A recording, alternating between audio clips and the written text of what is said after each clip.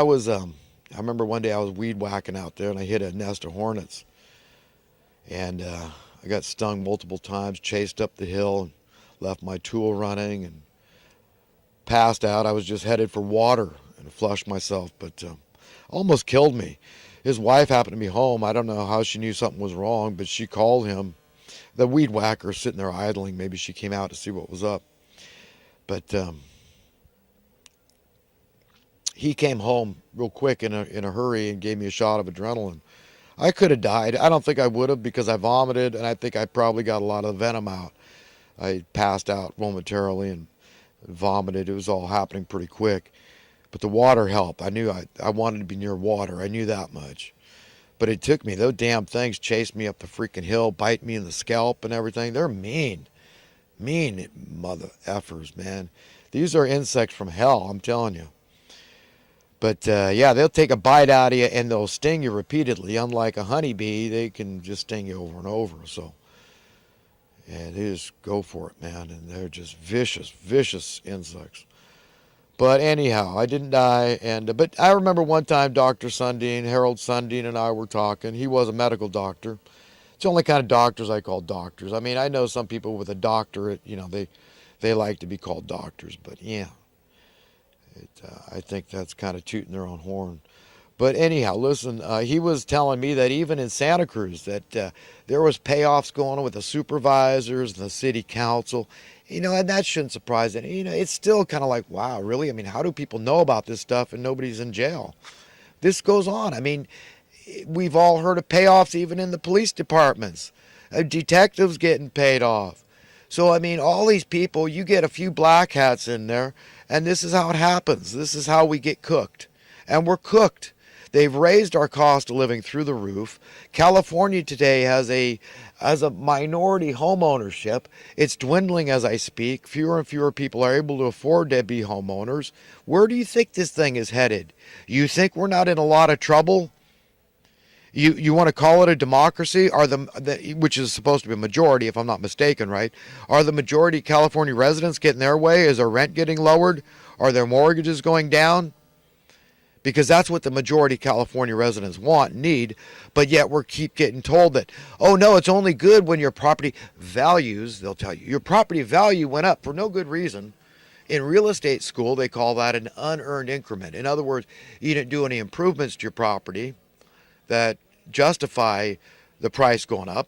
Like a junk car, an older car, it's supposed to go down in worth, right? Used, the new house is what I want, not this old run down one. No, it's worth less. It's just like the old car, the old house. That's what's supposed to happen. But they'll tell you, oh, no, there's some justification, but it's a mystery. We're not going to talk about it. We just call it an unearned increment. Well, this sounds suspiciously like ill-gotten gain to me, because it is. That's it. You're being duped into being told your money being worth less relative to housing dollars is a good thing. So inflation is good. The value, it's the value.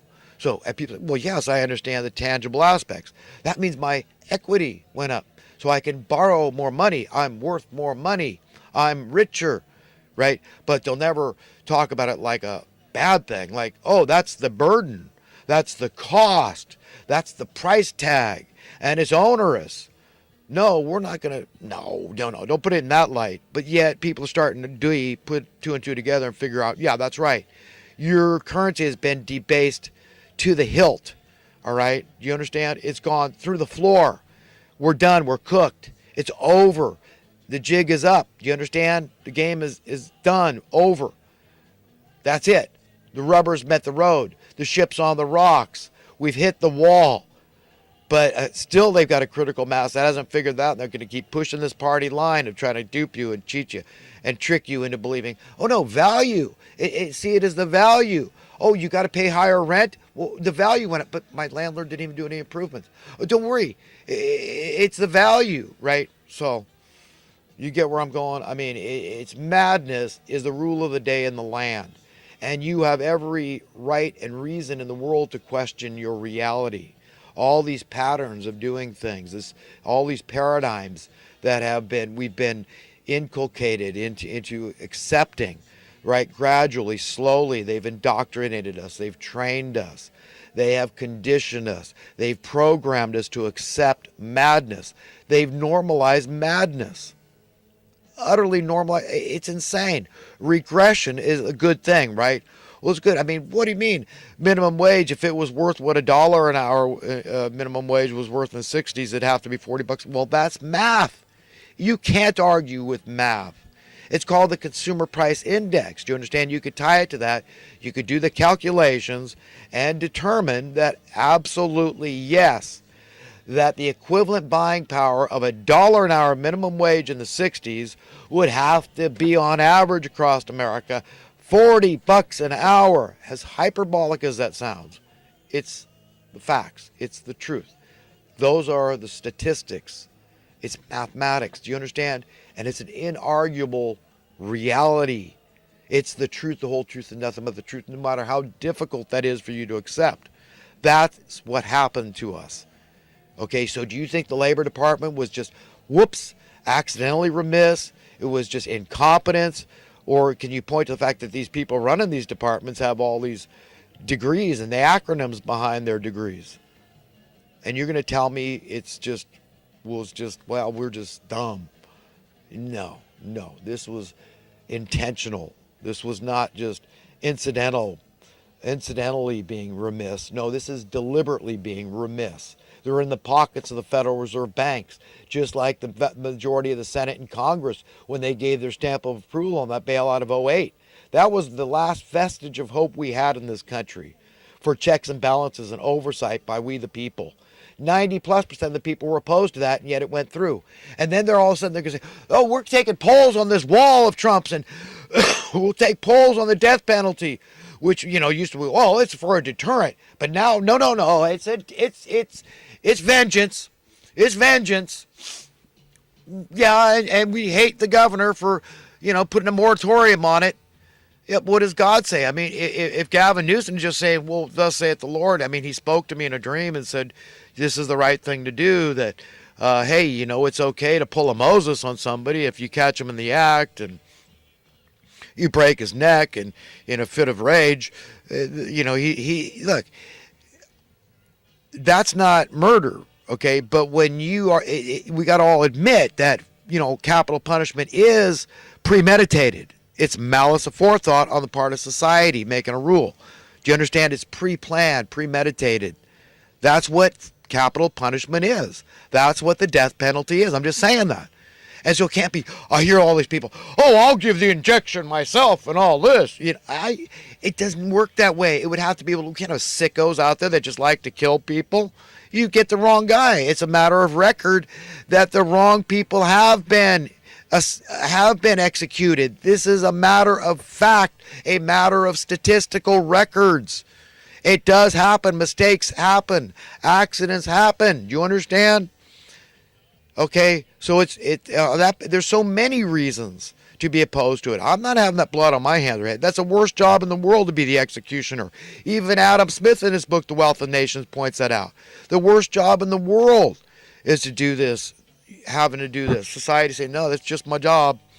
I kill people, on purpose, because this is what I'm told to do by my boss, my master, and he's told by his master, and this is the way it is.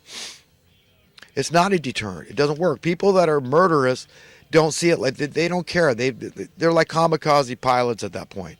When people commit murder, they're sick, they're out of their head, they're twisted, they're completely overtaken by evil forces. Demonic evil spirits have overcome people that would premeditatedly murder another person. Period. End of story. There's no valid reason in the world. So I think he's right about that, even though he's going against the flow, he's going against the majority. But he's showing leadership. He's showing that he's going to set the trends. As goes California, so goes the rest of the nation. Like it or not, that's the way it is. And by extension, so goes the rest of the world. So if he wants to end homelessness in California, he'd be doing the best thing for the rest of the world.